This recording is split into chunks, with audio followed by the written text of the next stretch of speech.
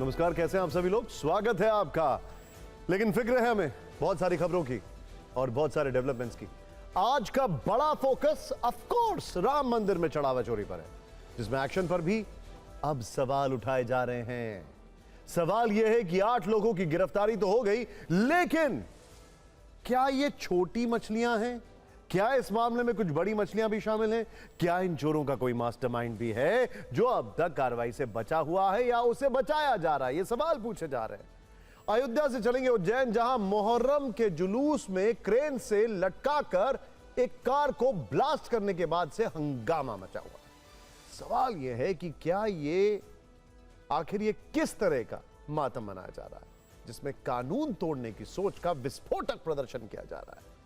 आपको भारत के Netra early warning system के बारे में भी बताएंगे। डीआरडीओ ने स्वदेशी एवैक को वायुसेना को सौंप दिया है। यह एक बहुत बड़ी कामयाबी है। इसके अलावा आज यूरोप की रिकॉर्ड तोड़ भीषण गर्मी की फाइल भी खुलेगी। स्विट्जरलैंड में हीट वेव का अलर्ट है। फ्रांस में लाखों मुर्गियां मर चुकी हैं। क्या यूरोप अल नीनो के साइड इफेक्ट झेल रहा है? और डेनमार्क के मस्जिदों में अजान पर रोक की तैयारी क्यों की जा रही है? लाउडस्पीकर पर बैन वाला यह प्लान क्या है? वहां की सरकार यह क्यों कह रही है कि डेनमार्क को इस्लामाबाद नहीं बनने देंगे? लेकिन आज फिक्र की शुरुआत राम मंदिर चढ़ावा चोरी कांड से, जिसमें 20 दिन के बाद मुकदमा, गिरफ्तारी और इस्तीफे का दौर शुरू हो चुका है, जो देश भर में चर्चा का विषय बना हुआ है। भेद खुल रहे हैं, सवाल हो रहे हैं। कल एफआईआर के बाद अभियुक्तों की गिरफ्तारी हुई और आज वो जेल भेज भी दिए गए। इसके अलावा ट्रस्ट के 2 लोगों को इस्तीफा देना पड़ा। लेकिन जब एफआईआर हुई और अभियुक्तों के नाम सामने आए तो कई सवाल पूछे जा रहे हैं। सवाल यह है कि क्या सिर्फ चंपत राय और अनिल मिश्रा का इस्तीफा ही पर्याप्त है? क्या ट्रस्ट के अन्य सदस्यों की कोई जिम्मेदारी नहीं है? क्या छोटे कर्मचारियों को जेल भेजकर खाना पूर्ति की गई? विपक्ष आरोप लगा रहा है कि छोटी मछलियों पर मुकदमा करके बड़ी मछलियों को बचाया जा रहा है। तो फिर वो बड़ी मछली कौन है? आखिर उन्हें किसका प्रोटेक्शन हासिल है?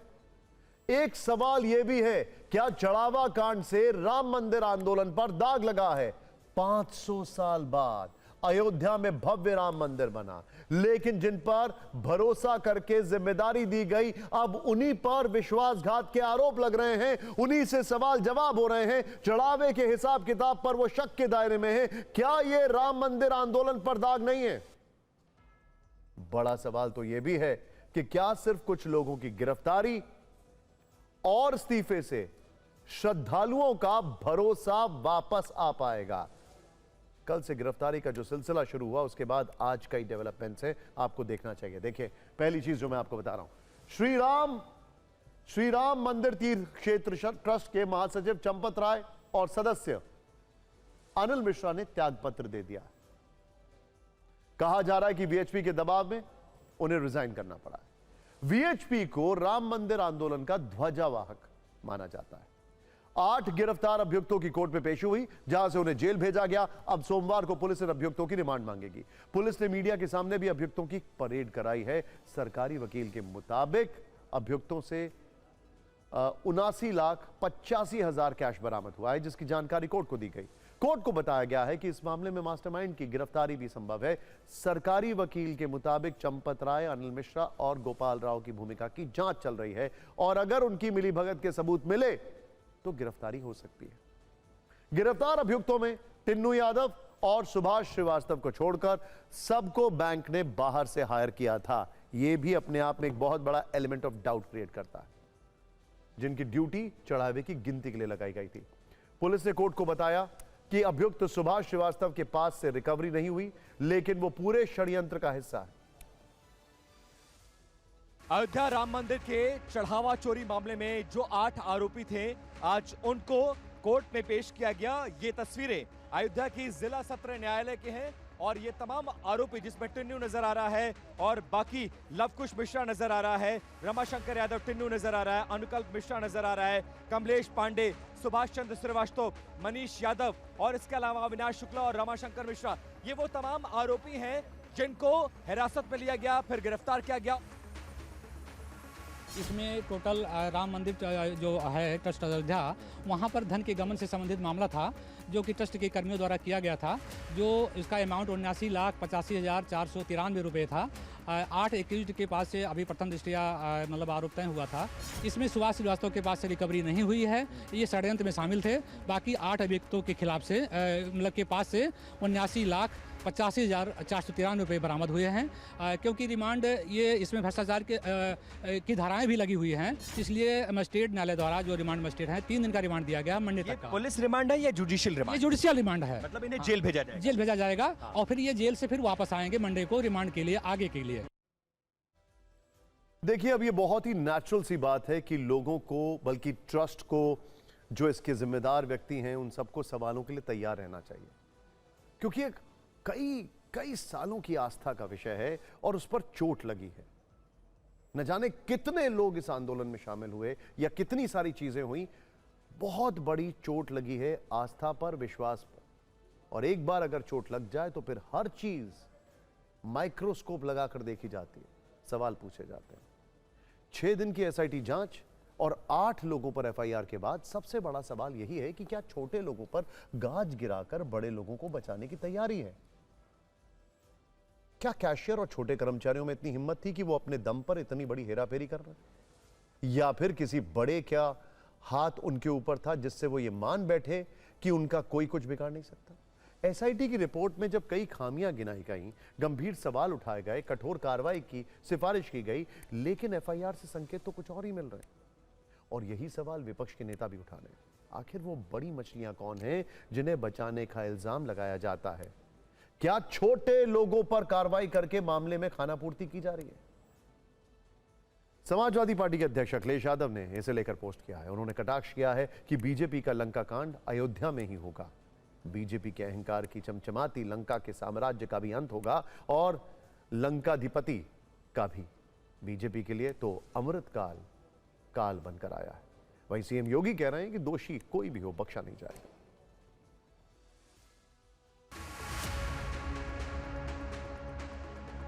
एसआईटी की रिपोर्ट आई, तुरंत कार्रवाई प्रारंभ हो गई और मैं आश्वस्त करता हूं, जो मैंने कहा था, दूध का दूध और पानी का पानी हम करके रहेंगे। जन आस्था के साथ खिलवाड़ स्वीकार्य नहीं। सनातन आस्था के साथ जो भी खिलवाड़ करेगा उसका भुक्तभोगी होगा। किसी को छूट नहीं दी जा सकती।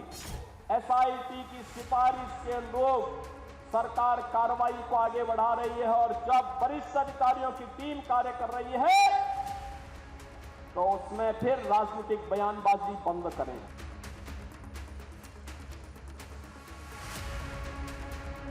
इतने बड़े स्तर के ऊपर रोज चोरी हो रही थी। क्या बड़े लोगों को पता नहीं था? जो बड़े लोग कह रहे हैं कि नहीं इसमें तो कैशियर है, नहीं इसमें तो ये इन्वॉल्व है। कितने करोड़ रुपए, कितने अरब रुपए की चोरी हुई और वो सारा पैसा गया कहां? एक्चुअली प्रॉब्लम ये है कि जिन लोगों को एक्शन लेना है वही लोग इसमें लिप्त हैं। वो अपने खिलाफ एक्शन, वो अपने को बचाने की कोशिश। ये कहना गलत है कि बड़े लोगों को बचाने की कोशिश की जाए, वो अपने को बचा रहे हैं ये लोग। तो जो पहले तो लूटा और उसके बाद फर्जी एफआईआर और फर्जी एसआईटी करके, ये एक तरह से जले पे नमक है पूरे हिंदू समाज में। मैं आश्वस्त हूं कि निष्पक्ष जांच होगी, जिम्मेवार अनुभवी अधिकारियों के द्वारा जांच होगी, कॉम्प्रिहेंसिव जांच होगी और किसी को भी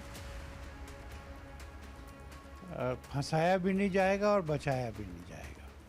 जो दोषी हैं सामने आने चाहिए। 8 लोगों के नाम एसआईटी की रिपोर्ट से लिए, आगे एवं अन्य लिखा है। अन्य में वो सब लोग आते हैं जिनके बारे में आरोप है, उन सब की जांच होगी। जो नाम आपने लिए उनके बारे में भी जो आरोप है उसकी भी जांच होगी। और मैं तो कह रहा हूं, अगर अनिल ये दीनानाथ वर्मा और ये महिपाल सिंह गलत बोल रहे हैं तो ट्रस्ट को इन पर एफआईआर करा के इनको जेल भेज देना चाहिए, मानहानि का मुकदमा कर देना चाहिए। केवल छोटे लोगों को फंसा दिया, बड़े डकैतों को बचा लिया।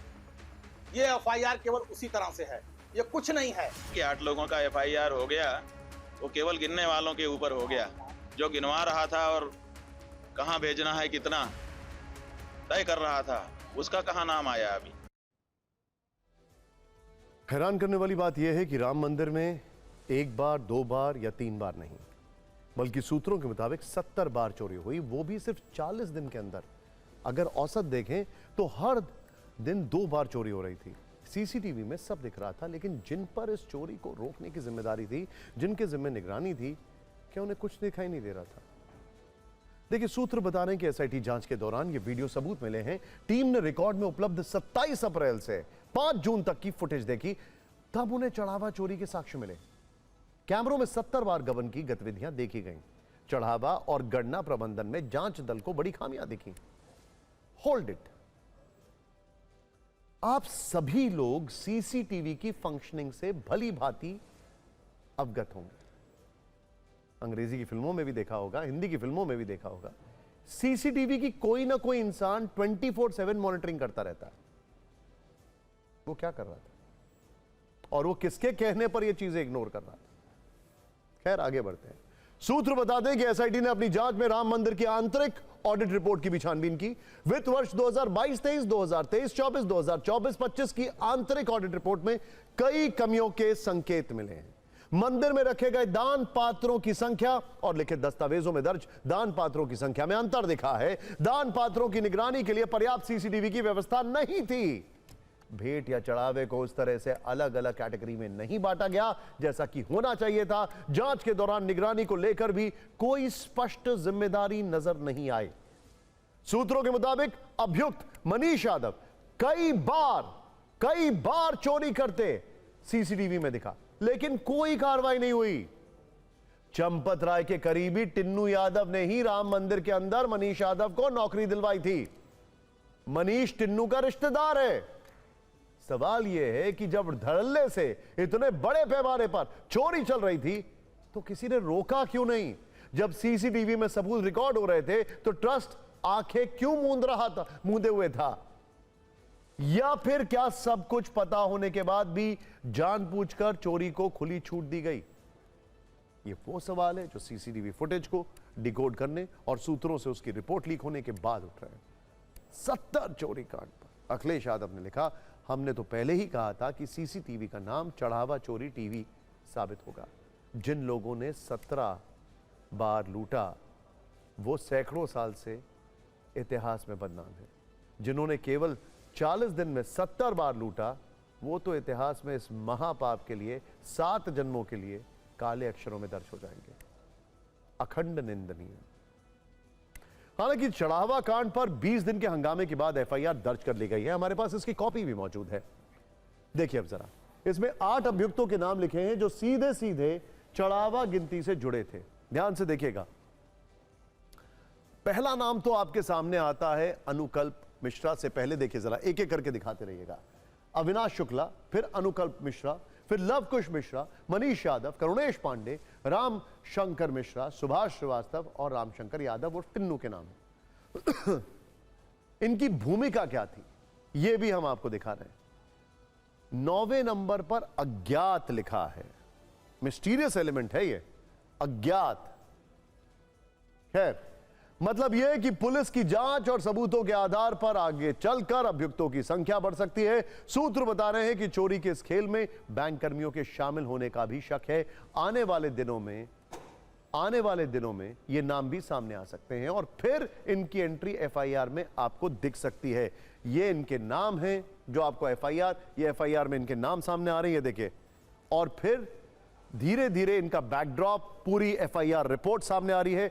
फर्स्ट इंफॉर्मेशन रिपोर्ट, थाने में ट्रस्ट के सदस्य कृष्ण मोहन की तरफ से दी गई शिकायत में इन सब के नाम लिखे थे। यह बताया गया था कि वित्तीय रिकॉर्ड, इलेक्ट्रॉनिक साक्ष्यों और अन्य दस्तावेजों के आधार पर अभियुक्तों के खिलाफ आपराधिक विश्वासघात, चोरी, गबन, आपराधिक षड्यंत्र और अनसंबंधित अपराधों की जांच आवश्यक है। 8 अभियुक्तों के खिलाफ बीएनएस की 8 अलग अलग धाराओं में मुकदमा दर्ज किया गया है, जिनमें से 3 से लेकर 10 साल तक की सजा है और जुर्माने का प्रावधान है। अब सवाल यह है कि एफआईआर के बाद 8 तो जेल गए, अभी चढ़ावा चोरी के खेल में और कितने किरदार हैं जो 8 गिरफ्त में हैं? वो कौन कौन है, वो क्यों शक के दायरे में है? आइए देखते हैं। पहला नाम रामशंकर यादव उर्फ टिन्नू। इसके पास दान पात्रों की चाबियां मिली हैं। पहले चंपत राय का यह ड्राइवर हुआ करता था, बाद में मंदिर के लगभग सभी काम में सीधा दखल हो गया। दूसरा नाम अनुकल्प मिश्र नकदी की गणना प्रक्रिया में शामिल अहम सदस्य था। इसके कौशलपुरी वाले घर से 20 लाख की बरामदगी हुई है। तीसरा नाम लवकुश मिश्रा है। इसके घर से लगभग 10 लाख रुपए नगद मिले थे। रिश्ते में अनुकल्प मिश्रा का बहनोई है। चौथा नाम मनीष यादव, रिश्ते में टिन्नू यादव का भतीजा है। टिन्नू यादव ने लगभग 5 महीने पहले ही रखवाया था। इसके घर से भी कुछ कैश बरामद हुआ है। पांचवा नाम सुभाष श्रीवास्तव, गणना टीम का, चढ़ावा गणना टीम का यह अहम सदस्य था। कैश गिनती की निगरानी का भी जिम्मा था। बैंक से रिटायर होने के बाद ट्रस्ट से जुड़े। छठा नाम अविनाश शुक्ला, चढ़ावे की गणना टीम का सदस्य था। अयोध्या का ही रहने वाला है। इसके बैंक खाते से 5 लाख की रिकवरी हुई है। सातवां नाम रामशंकर मिश्रा का है। इसके घर से भी कुछ कैश मिला है। यह भी कैश गिनती की टीम से जुड़ा है। आठवां नाम है करुणेश पांडे, यह भी चढ़ावे की गणना से जुड़ा था। इसे अनुकल्प मिश्रा का काफी करीबी बताया गया है। आपके मन में सवाल होगा कि राम मंदिर में कैसे चढ़ावे की चोरी होती थी और कैसे यह कांड एक्सपोज हुआ। पूरा सीक्वेंस देखिए जरा ध्यान से। देखिए, मई के आखिर सप्ताह में राम मंदिर ट्रस्ट से जुड़े पदाधिकारियों ने बैंक में जमा हो रही रकम का ब्यौरा देखा। फिर रोजाना दान पेटियों के खाली होने के क्रम की पड़ताल की तो चोरी का शक होता है। एक दान पेटी में एक बार में 6 से 7 लाख रुपए जमा होते थे, लेकिन इतने पैसों के हिसाब से 500 की गड्डी में कमी देखी गई। यहीं से ट्रस्ट कर्मियों का माथा ठनका, शक गहराया तो नोट गिनने वाले कमरे में कुछ गुप्त कैमरे लगवाए गए। इन गुप्त कैमरों के एक हफ्ते की फुटेज देखी गई तो पता चला कि नोट गिनने की प्रक्रिया में लगे कर्मचारी सीसीटीवी के सामने खड़े हो जाते थे और उसका दूसरा साथी नोटों की गड्डी से नोट चोरी करके कपड़ों में छुपा लेता। रकम पार करने के बाद अनुकल्प और अन्य अभियुक्त नोटों की गड्डियों को वॉशरूम में छिपा देते थे। बाद में मौका पाकर इसे मंदिर से बाहर ले जाते थे। फिर एक मकान में पैसों का बंटवारा होता था। सूत्र बता रहे हैं कि यह खेल 2 से 3 साल से चल रहा था। 2 से 3 साल। लेकिन हिडन कैमरे में उनकी यह साजिश पकड़ी गई। जानकारी के अनुसार यह चोरी एक और तरह से होती थी। नोट गिनने वाले कर्मचारी हर गड्डी में एक्स्ट्रा नोट जमा कर देते थे। बैंक जाने से पहले वो वाउचर बनता था, उसमें नोटों के बंडल की संख्या लिखी होती थी। नोटों की संख्या नहीं होती थी। जब ये रकम मंदिर से बैंक में जमा करने के लिए जाती थी तो उसी दौरान हर गड्डी में रखे हुए एक्स्ट्रा नोट निकाल लिए जाते थे। इस तरह वाउचर और नोटों के बंडल का मिलान भी हो जाता था और चढ़ावा चोरी भी हो रही थी। अनुकल्प मिश्रा चढ़ावे के वाउचर बनाने की प्रक्रिया से जुड़ा था और वो ही हेरा फेरी अपने भाई, अपनी बहनोई लवकुश मिश्रा के जरिए कर रहा था। नोट गिनने की प्रक्रिया से जुड़े सभी कर्मचारी किसी ना किसी के परिचित थे, किसी ना किसी की सिफारिश से काम करते थे। हम वो कनेक्शन आपको पहले ही बता चुके हैं। ड्यूटी से लौटते समय किसी भी कर्मचारी की तलाशी नहीं होती थी। जो श्रद्धालु दान पेटी में जेवरात दान करते थे उसे भी ये चुरा लेते थे। सबसे अहम बात, चोरी पहले करते थे और बाद में नोटों की गिनती या दान पेटी में मिले जेवरात की लिखा पढ़ी होती थी। चढ़ावा चोरी पर एफआईआर दर्ज होने के बाद अब तक ट्रस्ट के 2 लोग इस्तीफा दे चुके हैं। अब यह समझना जरूरी है कि श्री राम जन्मभूमि तीर्थ क्षेत्र ट्रस्ट के सदस्यों की नियुक्ति कैसे हुई थी, इनकी जिम्मेदारी क्या थी। अब जरा पूरा क्रोनोलॉजी आपको समझाते हैं। 2019 में सुप्रीम कोर्ट के निर्देश के बाद केंद्रीय गृह मंत्रालय ने ट्रस्ट की स्थापना की घोषणा की।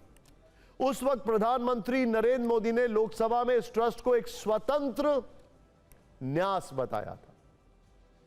ट्रस्ट की जिम्मेदारी मंदिर निर्माण के लिए धन जुटाने और निर्माण कार्य कराने की थी। मंदिर के संचालन और प्रबंधन की जिम्मेदारी भी इसी ट्रस्ट के पास थी। शुरुआत में कुल 15 सदस्य ट्रस्ट में नियुक्त किए गए। इनमें संत कोटा से 6, अफसर कोटा से 4 और सामाजिक कोटा से 5 लोगों को शामिल किया गया। ट्रस्ट में महंत नित्य गोपाल दास को अध्यक्ष और चंपत राय को महासचिव नियुक्त किया गया था।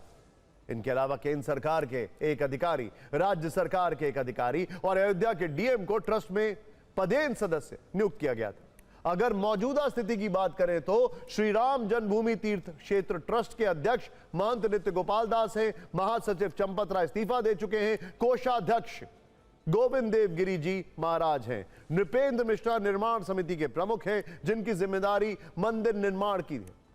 सदस्यों की बात करें तो अनिल मिश्रा ने इस्तीफा दे दिया है। इनके अलावा ट्रस्ट के सदस्यों में कृष्ण मोहन के परसारण, वासुदेवानंद सरस्वती जी, महाराज विश्व प्रश्न तीर्थ जी, महाराज परमानंद गिरी जी, महाराज गोविंद देवगिरी जी महाराज और दिनेंद्र दास हैं। इनके अलावा केंद्र के प्रतिनिधि प्रशांत लोखंडे, राज्य के प्रतिनिधि संजय प्रसाद और अयोध्या के डीएम शशांक त्रिपाठी शामिल हैं। चढ़ावा कांड और इस्तीफे के बाद अब सवाल यह है, राम मंदिर ट्रस्ट का क्या होगा, किस तरह के बदलाव हो सकते हैं। चंपत राय और आनंद मिश्रा के इस्तीफे के बाद ट्रस्ट में 2 पद खाली हो गए। विमलेंद्र मोहन प्रताप मिश्रा के निधन की वजह से ट्रस्ट में 1 सदस्य की जगह पहले से खाली है। वहीं निर्माण समिति का कार्यकाल भी खत्म होने वाला है। निर्माण समिति के प्रमुख नृपेंद्र मिश्रा ने कहा है कि 15 जुलाई तक कंपनियां काम खत्म करके चली जाएंगी। नृपेंद्र ट्रस्ट में आगे किस भूमिका में रहेंगे यह स्पष्ट नहीं है। हालांकि चढ़ावा चोरी के आरोपों के बाद यह तय माना जा रहा है कि ट्रस्ट में अब जो भी बदलाव होंगे वो बड़े स्तर पर होंगे। पिछली बार कामेश्वर चौपाल की जगह पर जब कृष्ण मोहन को सदस्य नियुक्त किया गया था तब ट्रस्ट ने खुद इसका फैसला किया था। चंपत राय ने इसे सर्वसम्मति से लिया गया फैसला बताया था। तो सवाल यह है कि गंभीर आरोपों के बाद क्या आगे भी फैसला ट्रस्ट के भीतर ही लिया जाएगा। सबसे ज्यादा सवाल चंपत राय को लेकर है। हालांकि राम मंदिर ट्रस्ट के पदाधिकारी कैसे और क्या काम करेंगे इसके बारे में लिखित कुछ भी नहीं है, लेकिन ट्रस्ट में महासचिव होने के नाते चंपत राय के पास ही सबसे ज्यादा अधिकार थे। 2020-21 में राम मंदिर ट्रस्ट और उसके सदस्यों पर जमीन खरीद में गड़बड़ी का आरोप लगा।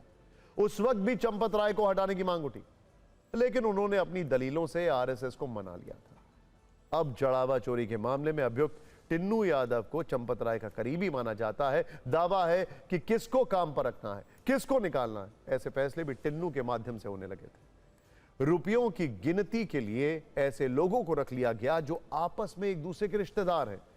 मामले की जैसे जैसे परतें खुलती गई, चंपत राय पर दबाव बढ़ने लगा। वीएचपी की बैठक के बाद ही चंपत राय और अनिल मिश्रा का जाना तय हो गया था। अयोध्या के सांसद अवधेश प्रसाद के मुताबिक चंपत राय ट्रस्ट के कस्टोडियन थे, सभी बड़े फैसले लेते थे। उनके खिलाफ अब इस मामले में मुकदमा होना चाहिए। वैसे हाल ही में मंदिर ट्रस्ट के कामकाज और ट्रस्ट के सदस्यों की भूमिका को लेकर नृपेंद्र मिश्रा ने टीवी9 से बातचीत की थी। उन्होंने क्या कहा, यह देखते हैं। जो निगरानी की व्यवस्था थी, केवल काउंटिंग में नहीं, पूरे मंदिर परिसर में जो निगरानी की व्यवस्था है वह या तो है नहीं और यदि है तो बहुत लचर है। लेकिन इसके विषय में तो सूचित ये होते हैं लोग कि सर वहाँ पर्याप्त सीसीटीवी कैमरे लगे हुए हैं, जहाँ काउंटिंग होती थी इसकी वहाँ भी लोग निगरानी के लिए थे।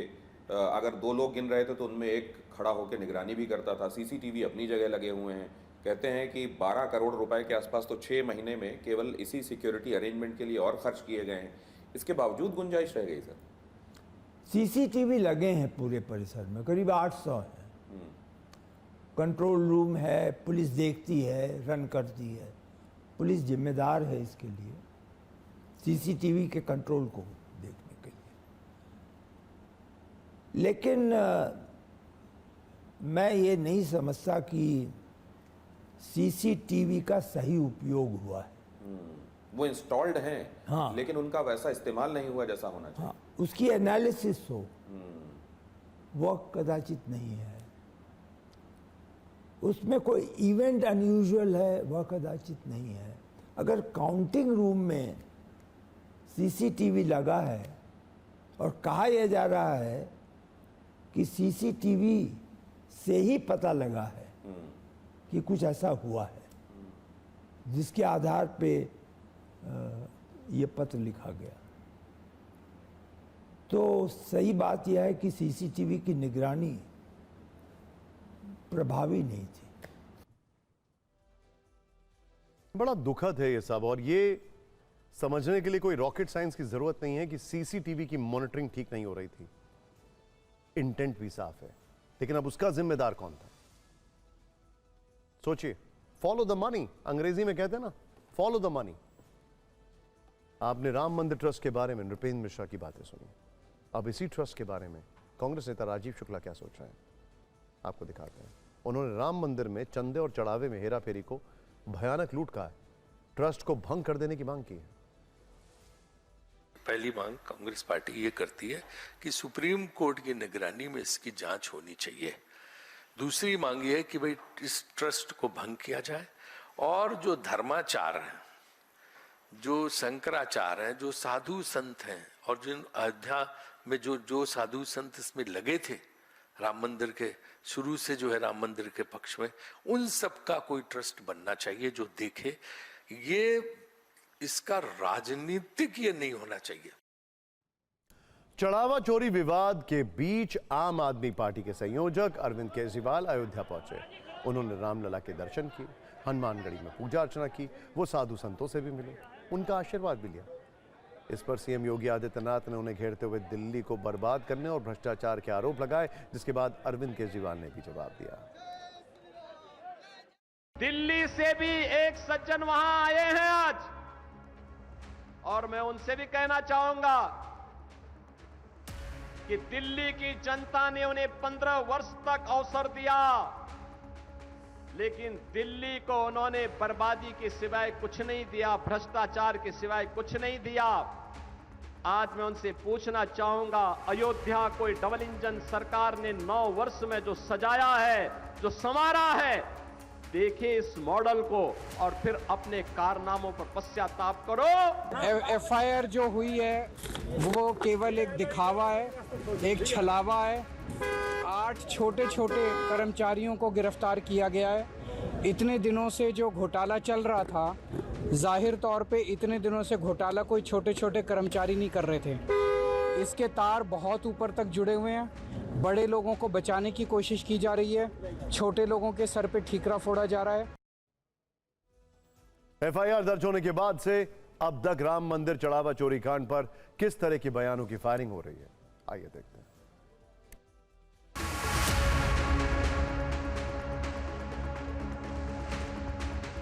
देखिए, निष्पक्ष जांच होगी, एफआईआर दर्ज हो गई है और कानून के तहत कड़ी कार्रवाई हो, ये सरकार इसने निर्देश दिया है।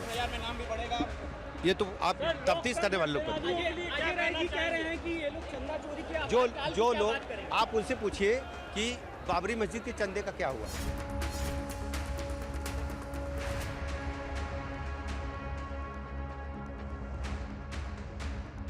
कहीं पर भी कोई भी दोषी बचेगा नहीं। जिसने जो भी गड़बड़ किया होगा या जो भी जिस प्रकार से अमानत में खयानत करी होगी, उसको जरूर सजा मिलेगी। मुख्य गुनहगार है वो तो बाहर है, वो आप भी उस ट्रस्ट पे काम कर रहे हैं ना। चोरी का पैसा वो आप मंदिर में चोरी करते हो, हिंदुत्ववादी लोग हैं, अपने आप को मानते हो। आप मंदिर की दान पेटी चुराते हो, लाखों करोड़ों रुपया चुराते हो, वो पैसा राजनीति में आता है और उसी पैसे से आप सांसद विधायक खरीद लेते हो, पार्टियां तोड़ते हो। रसोईया, ड्राइवर, माली, सफाई कर्मी, यही तो पकड़े जाएंगे। ये कर लेंगे इतना बड़ा काम, इनकी हैसियत है इतना बड़ा काम करने की। अगर राम मंदिर ट्रस्ट को एफआईआर करानी थी तो एफआईआर करा देते राम मंदिर ट्रस्ट। आपने एसआईटी बनाई, एसआईटी की रिपोर्ट कहाँ है?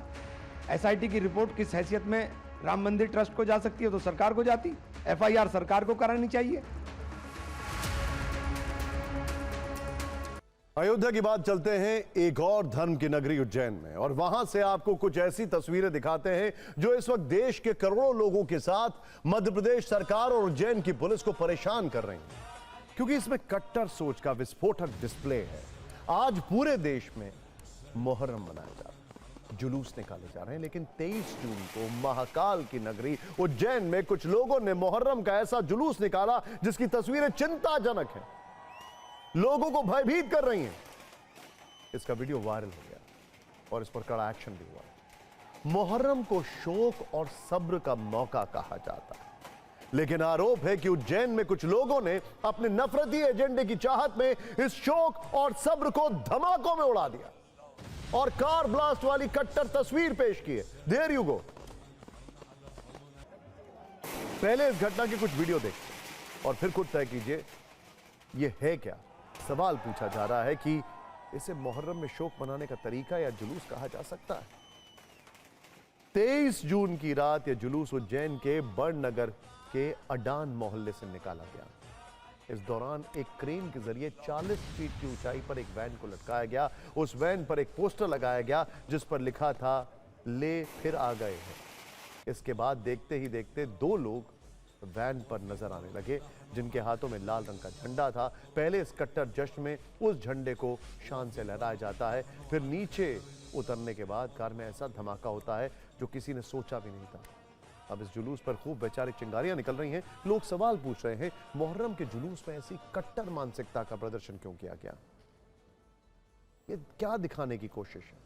जुलूस के दौरान आतिशबाजी आम है, लेकिन ब्लास्ट करके करबला की शहादत को याद करने का ये कौन सा तरीका है?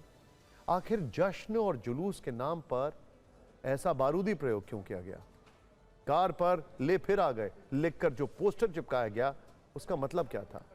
और अगर वैन में ब्लास्ट के बाद कोई हादसा होता तो इसकी जिम्मेदारी कौन लेता? एक बड़ा सवाल यह है कि इस विजुअल को जरा आप ध्यान से देखें। एक बार इसको फुल फ्रेम पे शॉट दिखाएं जरा मुझे, किस तरीके से ये होता है। ध्यान से देखिए, इसको लेकर कई सवाल पूछे जा रहे हैं। और अब तो सबसे बड़ा सवाल यह है कि आखिर क्या ये शो ऑफ स्ट्रेंथ थी? क्या ये अपनी ताकत दिखाने का एक मौका था? और ये कैसी ताकत दिखाई जा रही है अगर ऐसा भी कुछ था? वैसे कार में ब्लास्ट वाले वीडियो वायरल होने के बाद जब ये मामला पुलिस तक पहुंचा तो एक्शन शुरू हो चुका है। अब तक इस मामले में 3 आरोपियों को गिरफ्तार किया गया है। उनके नाम आपको बताते हैं।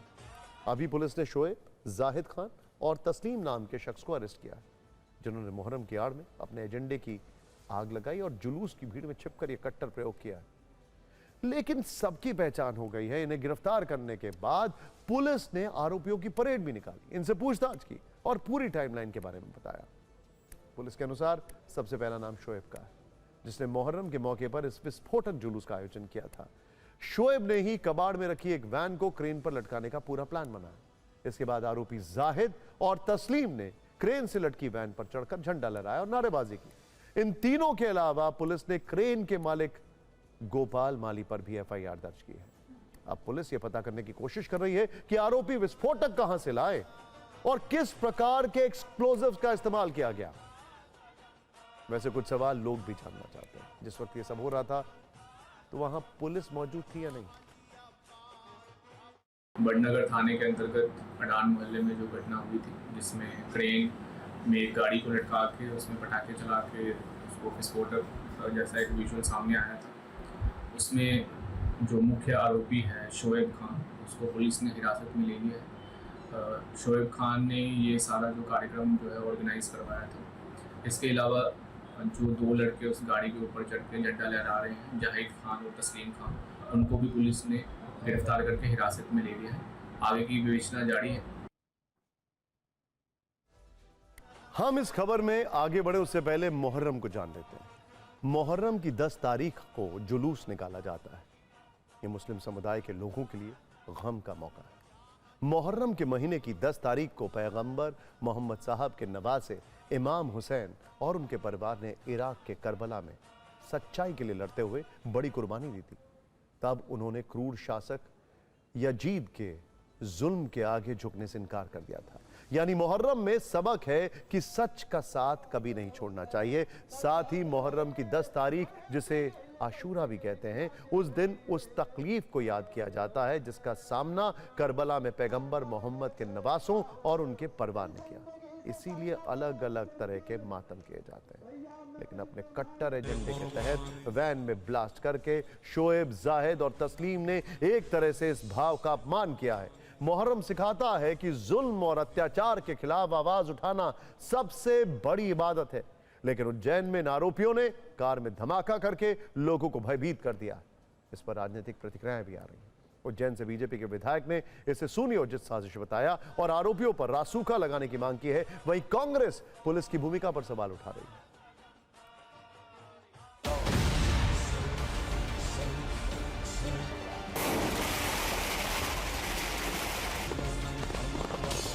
आपराधिक प्रवृत्ति की घटना है। इस घटना पर सरकार ने संज्ञान लिया है। अभी भी हम पुलिस को आग्रह पूर्वक कह देना चाहते हैं कि 3 लोगों की अरेस्टिंग से काम नहीं चलेगा। 300 लोगों पर आपराधिक कायम करो, विस्फोट के अपराधी कायम करो, कहां से विस्फोट आया है इसकी जानकारी करो और इनके खिलाफ रासुका जैसे प्रकरण बनाए जाएं, क्योंकि इनका ये कृत्य शांति प्रिय जुलूस का नहीं है। इनका कृत्य एक तरह से सुनियोजित आतंकवादी के तरीके वाला है।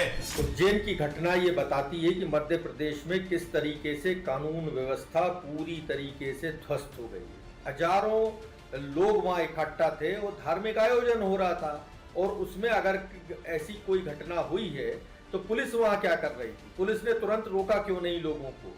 कांग्रेस पार्टी ये मांग करती है कि निष्पक्ष और स्वतंत्र जांच होनी चाहिए।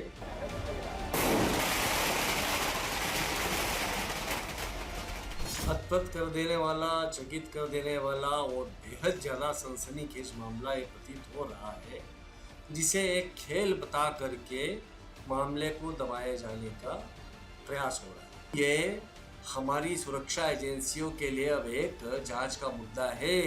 कहीं इसके पीछे कोई समाज विरोधी, राष्ट्र विरोधी कोई बात तो नहीं है। उज्जैन में मुहर्रम पर यह कट्टर जुलूस निकालने वालों और उनकी समर्थक भीड़ के लिए हमारे पास फिक्र के लेंस भी है, जिसमें आज हम प्रसिद्ध शहनाई वादक रहे भारत रत्न बिस्मिल्लाह खान साहब का एक पुराना वीडियो निकाल कर लाए हैं। उस्ताद बिस्मिल्लाह खान मुहर्रम के जुलूस में लोगों की भीड़ के बीच सड़क पर चलते हुए हमेशा शहनाई बजाते थे।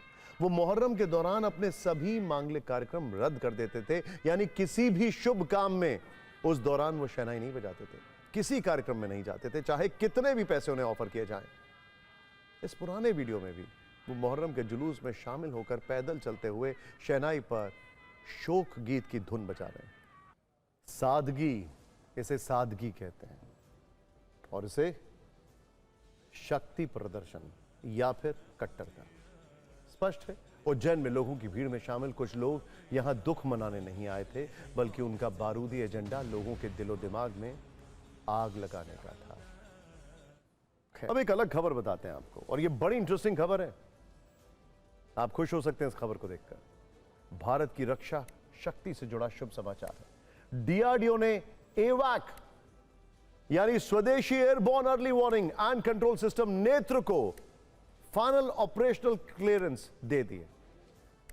इसका मतलब यह है कि अब नेत्र सिर्फ एक प्रोजेक्ट नहीं, बल्कि भारतीय वायुसेना का एक ऐसा प्रहरी बन गया है जो दुश्मन को नजर आए बिना उसके खिलाफ जवाबी कार्रवाई की तैयारी कर सकता है। यह वो हथियार है जिसने बालाकोट एयर स्ट्राइक और ऑपरेशन सिंदूर में भी अहम भूमिका निभाई।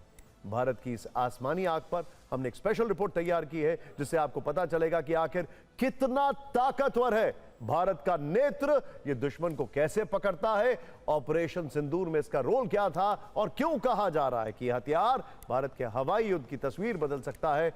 ध्यान से देखिए।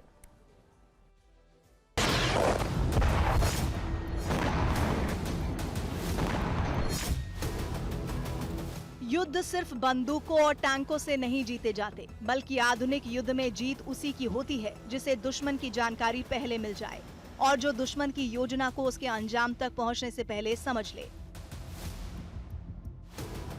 भारत ने अब वो ताकत हासिल कर ली है। इस ताकत का नाम है नेत्र। भारत की आसमानी आंख डीआरडीओ के स्वदेशी अवर्क सिस्टम नेत्र को फाइनल ऑपरेशन क्लियरेंस मिल गई है, जिसका मतलब है कि अब ये भारतीय वायुसेना के अभियानों का आधिकारिक हिस्सा बन चुका है। नेत्र दरअसल एक airborne early warning and control system है। ये एक विशेष रडार और अर्ली वार्निंग सिस्टम से लैस विमान होता है जो हवा में उड़ते हुए लगातार निगरानी कर सकता है। ये 300 किलोमीटर की रेंज तक पूरी स्कैनिंग कर सकता है। हवा में उड़ते हुए ये 240 डिग्री तक कवरेज कर सकता है। एक साथ कई टारगेट की ट्रैकिंग कर सकता है।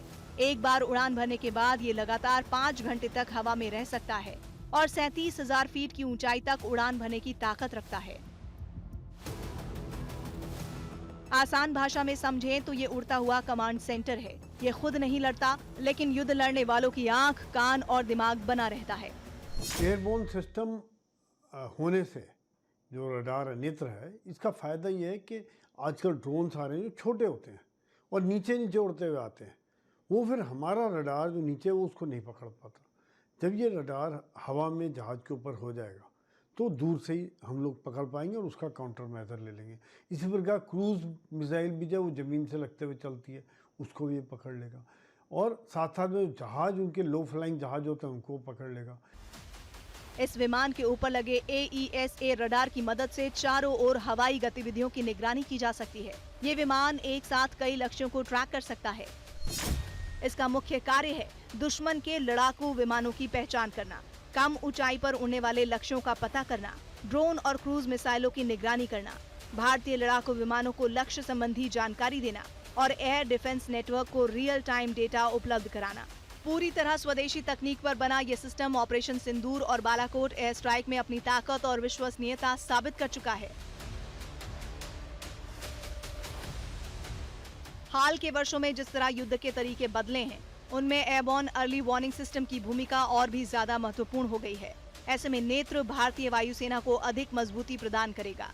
ये जो AWC और AWACS एयरक्राफ्ट है, इनको आइज इन द स्काई कहा जाता है, और इसमें जैसे ईसा रडार है जो कि active electronically scanned array radar जिसको बोलते हैं, और इसकी जो कैपेबिलिटी है वो 360 डिग्रीज चारों तरफ देख सकते हैं, और सिंस ये एयरबोर्न होते हैं इनकी जो रेंज है वो काफ़ी ज़्यादा होती है ग्राउंड बेस्ड रडार से। तो उससे क्या होता है कि जो सिचुएशनल अवेयरनेस है वो काफ़ी इम्प्रूव हो जाती है। अब तक भारतीय वायुसेना मुख्य रूप से इजरायली फाल्कन अवॉक्स सिस्टम पर निर्भर रही है। नेत्र के ऑपरेशनल होने से भारत की विदेशी सिस्टम पर निर्भरता कम होगी और स्वदेशी रक्षा उद्योग को भी बढ़ावा मिलेगा। सूत्रों के मुताबिक DRDO अब अवॉक्स MK2 परियोजना पर भी काम कर रहा है। ये नया सिस्टम एयर इंडिया के एयरबेस A321 विमानों पर आधारित होगा। ये 360 डिग्री रडार कवरेज सुविधा से लैस होगा और ज्यादा दूरी तक टारगेट की पहचान कर पाएगा। फिलहाल नेत्र को फाइनल ऑपरेशनल क्लियरेंस मिलना केवल एक तकनीकी उपलब्धि नहीं है, बल्कि रक्षा क्षेत्र में भारत की आत्मनिर्भरता की बड़ी सफलता है। तो यानी आपके पास एक तरफ फैल्कन है, दूसरी तरफ नेत्र है, और तीसरी तरफ बहुत जल्द नेत्र MK2 भी आने वाला है। पाकिस्तान और चीन हमारे नेत्रों से परेशान होने वाले हैं। खैर, फिक्र में अब आगे बढ़ते हैं, बात करते हैं यूरोप में पड़ रही भीषण गर्मी की। हालात खराब हैं, आसमान से आग बरस रही है, जमीन भट्टी की तरह तप रही है, और वो यूरोप जिसे लोग ठंडी हवाओं और हसीन वादियों के लिए जानते थे, वो इस वक्त ग्लोबल वार्मिंग में जल रहा है। वहां पर स्प्रिंकलर्स लगाए जा रहे हैं सड़क पर, जो कि अमूमन फुटबॉल और हॉकी की पिच पर होते हैं। ये कोई सामान्य गर्मी नहीं है, ये कुदरत की तपिश का वो कहर है जिसे 9 करोड़ से ज्यादा लोग झेल रहे हैं। यूरोप के कई देशों में भीषण गर्मी और जानलेवा लू ने पूरे जनजीवन को तहस नहस कर दिया है। तापमान के सारे पुराने रिकॉर्ड ढह गए हैं।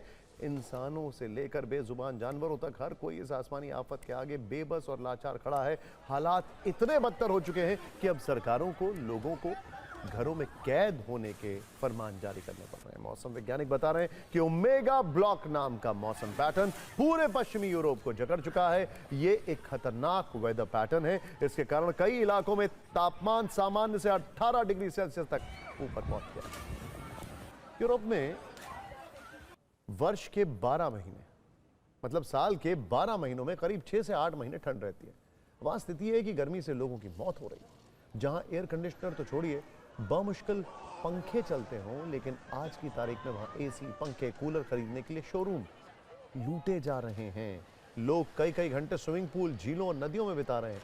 सड़क किनारे वाटर स्प्रिंकलर्स लगाए जा रहे हैं ताकि किसी तरह गर्मी से बचा जा सके। ये हालत है यूरोप की।